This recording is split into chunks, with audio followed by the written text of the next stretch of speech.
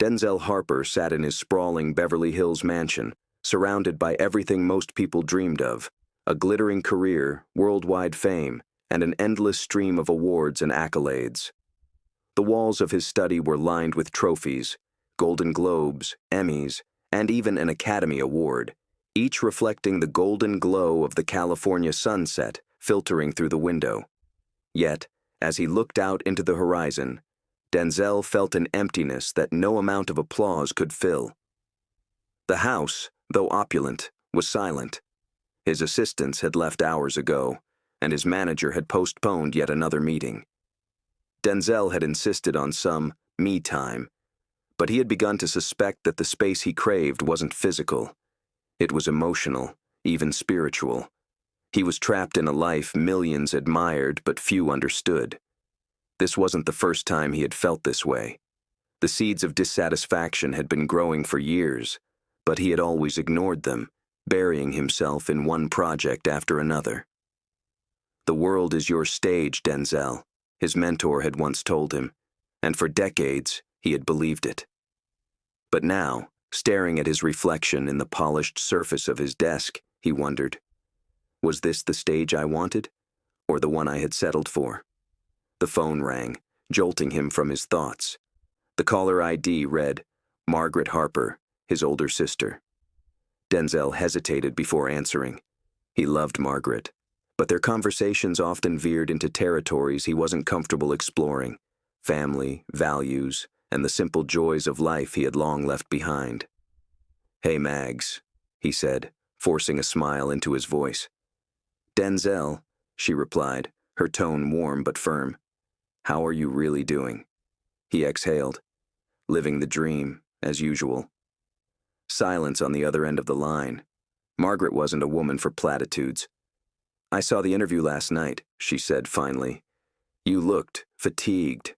Not just that, something is wrong." Denzel dropped his hands and leaned back in his chair, rubbing at his temples. "I am fine, Mags. I'm just juggling things." "You have been juggling a lot for 30 years, she shot back. "When was the last time you did something for yourself? Not for the cameras, not for the fans, for you?" He did not have an answer. Margaret's voice softened. "Listen, I know you're busy, but we're hosting a community event back home next month. Just a small thing. Fundraiser for the local youth center. You should come. It'll be good for you to get away from all that noise." Denzel chuckled. "You think a charity bake sale is going to fix my existential crisis?" "It's not a bake sale," she said, laughing in spite of herself. "And no, it won't fix everything. But it might remind you of something you've forgotten." 2 weeks later, against his better judgment, Denzel found himself boarding a flight to his hometown. Margaret had been persistent, and perhaps he had been too tired to argue. Either way, he reasoned, a short trip wouldn't hurt. As the plane descended over the rolling hills of North Carolina, Denzel felt a pang of nostalgia. This was where it had all begun, where he had dreamed of a life far beyond the small town's limits. He had promised himself he would never look back.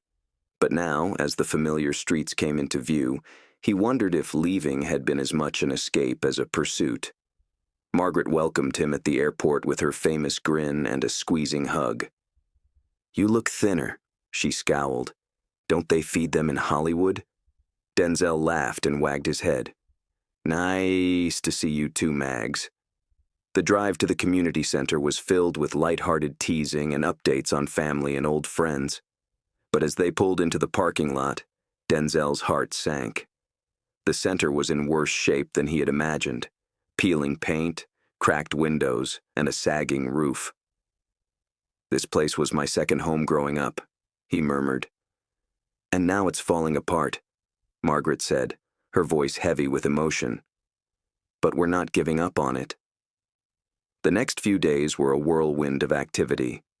Denzel found himself painting walls, fixing furniture, and organizing donations alongside volunteers who didn't treat him like a celebrity. They called him Denny, the nickname he hadn't heard in decades. It was refreshing, if not a little unsettling. One afternoon, A young boy named Jamal approached him. "You're that actor, right?" Denzel smiled. "Yeah, that's me." Jamal's eyes lit up. "I want to be like you someday, but my mom says dreams like that don't come true for kids like us." It hit Denzel like a punch in the gut. Words. He dropped to his haunches and put a hand on Jamal's shoulder. "Listen to me, kid.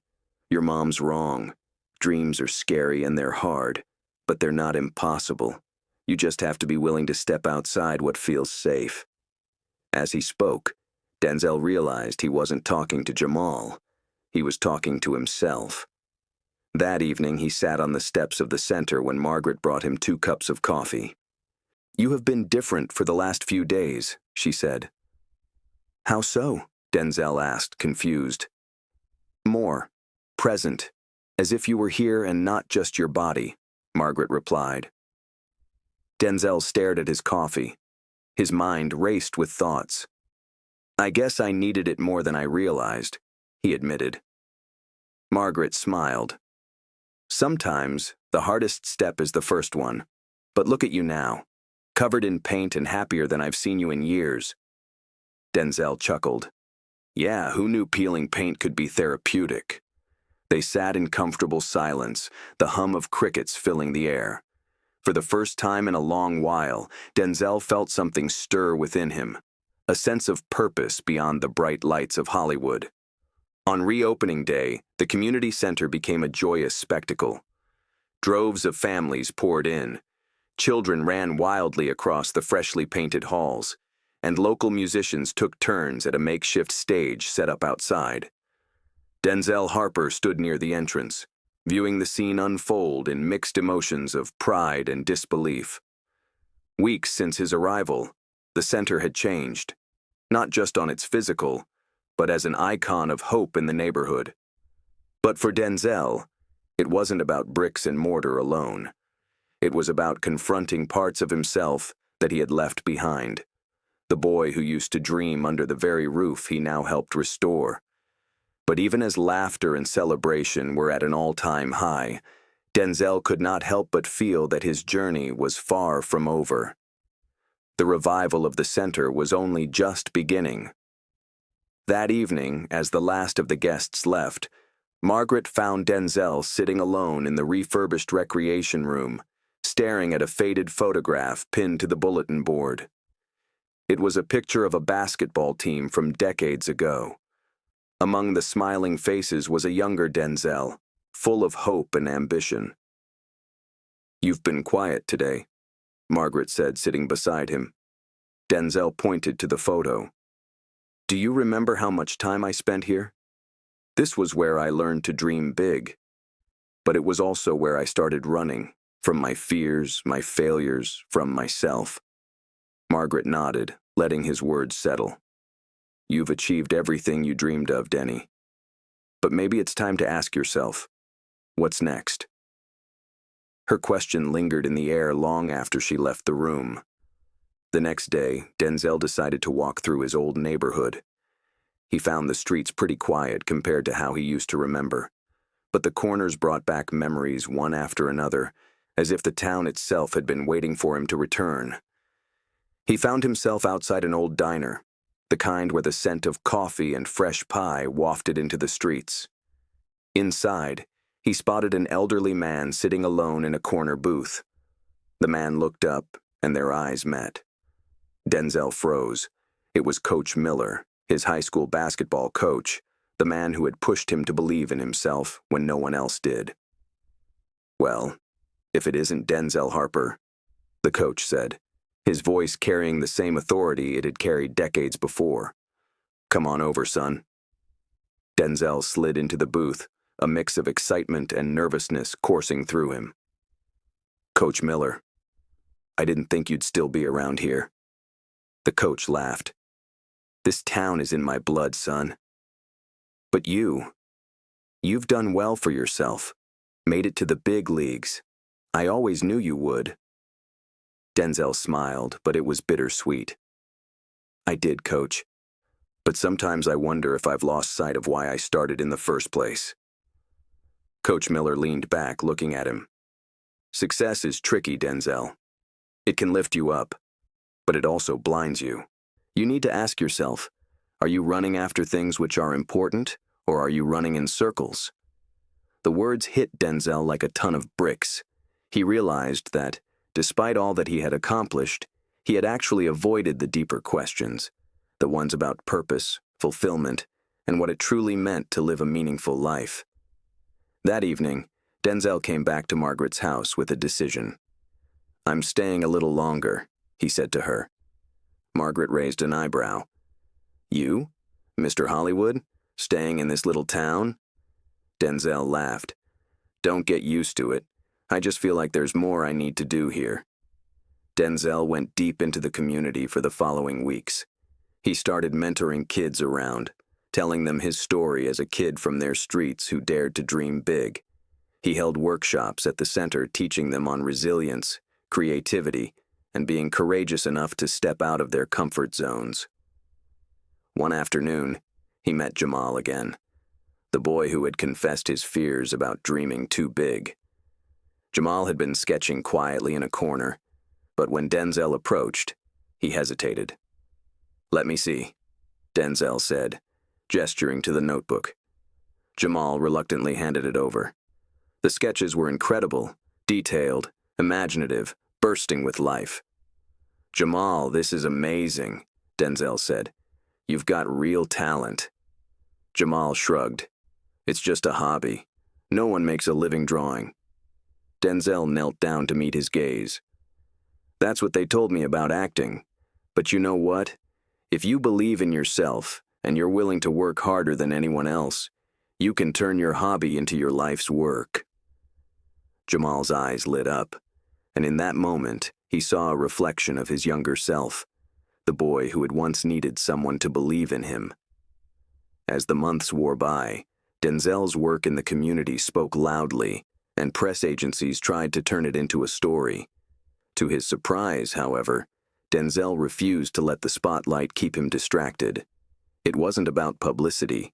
It was about rediscovering himself and creating a difference. One day, Margaret suggested organizing a community talent show to celebrate the center's rebirth. Denzel hesitated. He hadn't performed in a small, intimate setting in years.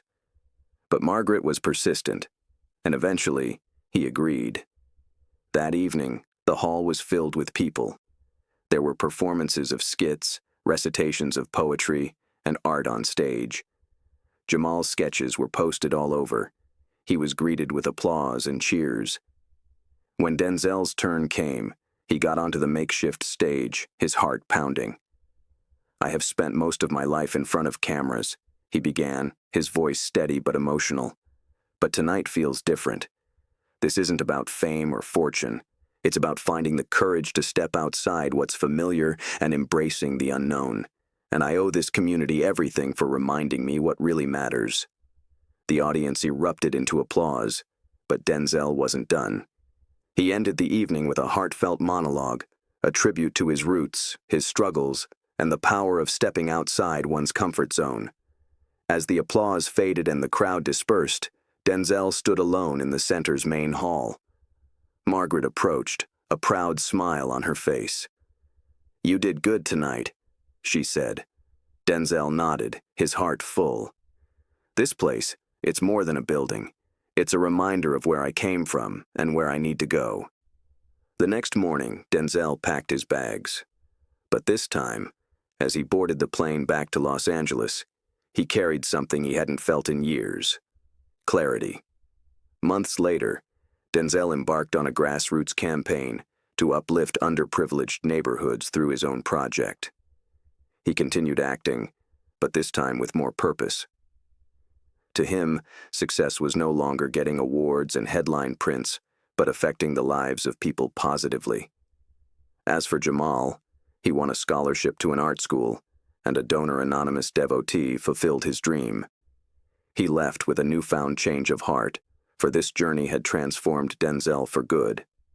Stepping out of his comfort zone, he had discovered a life much richer than he had ever imagined. As he would say to the kids he mentored, "The only limits are the ones you place on yourself. Step beyond them, and you'll find a world waiting to be conquered.